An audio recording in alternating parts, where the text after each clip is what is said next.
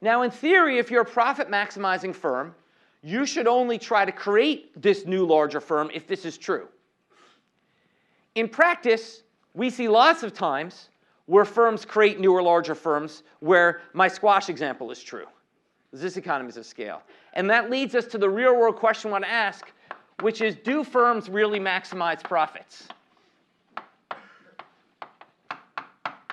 We've assumed, we never question that people maximize their utility.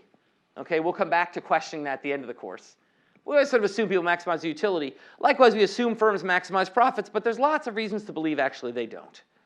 Okay, what I want to talk today is sort of come into the real world a little bit and talk about reasons why firms may not maximize their profits. Okay? The great example is all the sort of waste we see in the corporate world.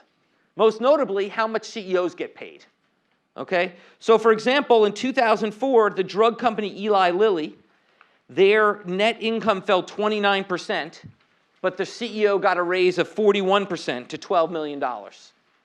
From 2001-2004, the electronics company Sanmina SCL lost money every year. The return to their stockholders in a period where the stock market was booming fell 27%, yet their CEO pay rose to $15 million. And maybe the worst example is the financial crisis. In 2009, Citigroup and Merrill each lost more than $27 billion. That's a lot of money, even to Bill Gates, okay? They each lost more than $27 billion, and yet they each paid out about $5 billion in bonuses to their employees. Good job, guys, okay? So basically, how can we have this situation where companies do terribly, seemingly, and CEOs and executives get paid so much? Well, there's two possibilities to explain this. So why do we get the high CEO pay? One is that talent needs to get paid. It's pretty damn hard running a company, and there aren't that many people who can do it well, and you got to pay high salaries or you're not going to get talented enough guys. Look, the best example of this is Michael Jordan. Michael Jordan at his peak, please tell me you all know who Michael Jordan is, greatest basketball player of all time, whatever. Okay, at his peak, he made $33 million a year and was vastly underpaid. How do we know? Well, actually, one of my colleagues did a really cool study. He was actually a consultant for the Bulls. He did a cool study, and he measured the advertising revenue, the change in advertising revenue that other teams saw when the Bulls came to town to play. And he found that when the Bulls came to town to play, other teams saw their advertising revenue go through the roof because people wanted to watch Michael Jordan play. And he actually estimated Michael Jordan was worth more than $100 million a year compared to the 33 he was paid. So the fact that Michael Jordan was paid $33 million does not mean he was overpaid. You can't just look at a number and say someone's overpaid because of a number. So the fact these CEOs make all this money doesn't mean they're overpaid necessarily. So that's one viewpoint. The other viewpoint is that they are overpaid, and the reason they are is because of what we call the agency problem.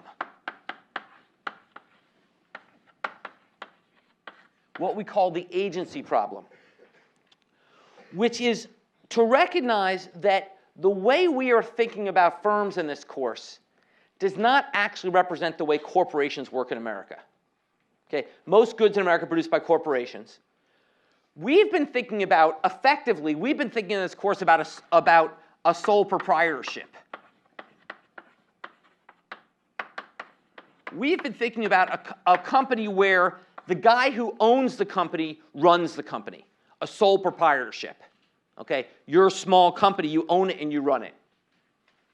Most goods and services in America are produced by corporations.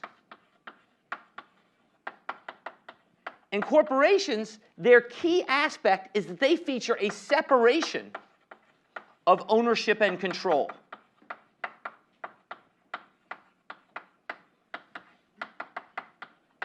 A separation of ownership and control. The guys that own the company don't make the day-to-day decisions. Okay? The owners are the stockholders who are invested in the corporation. Okay? People buy stock and they own shares of the corporation. The managers are the ones that make the day-to-day decisions on whether they should merge with some other company or how much they should produce. Now, what the managers care about is not necessarily what the owners care about. Okay, the managers care about having a nice life.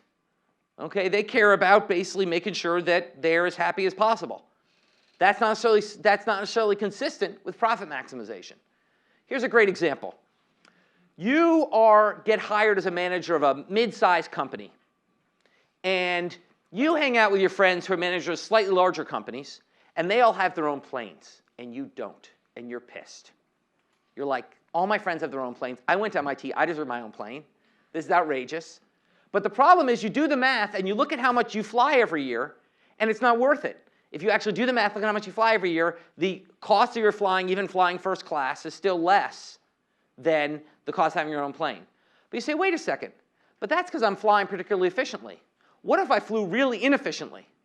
I could figure out a way to take all the trips I take and make them seem more expensive by choosing the highest price and the lowest price flight. And if I made a presentation in PowerPoint that looked really pretty, that added up the cost of all those flights, I could make it look like it would be cheaper if I had my own plane. So I'm going to do that.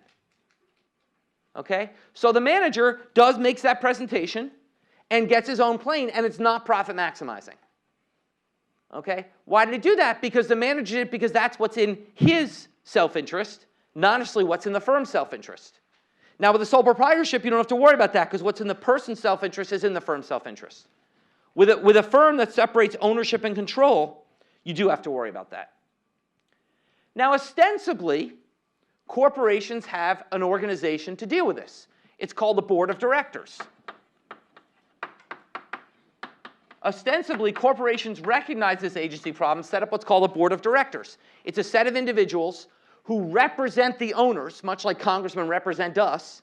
Okay, they represent the owners in essentially keeping an eye on the managers. In practice, these guys are largely useless in most cases. Typically, boards of directors are sort of buddies of the managers. They're appointed by the managers, and they just kind of go golfing with the managers. Okay, a great example was when Richard Grasso, who was the guy who ran the New York Stock Exchange, worked his way up from the mailroom actually to running the New York Stock Exchange. When he retired, he got a severance package worth almost $200 million. People were a little outraged, and they went to the board of directors. The board of directors said, oh, we had no idea he was getting that much money. Well, it turned out they'd approved it. Okay? So basically, in practice, it turns out to be pretty hard to monitor this.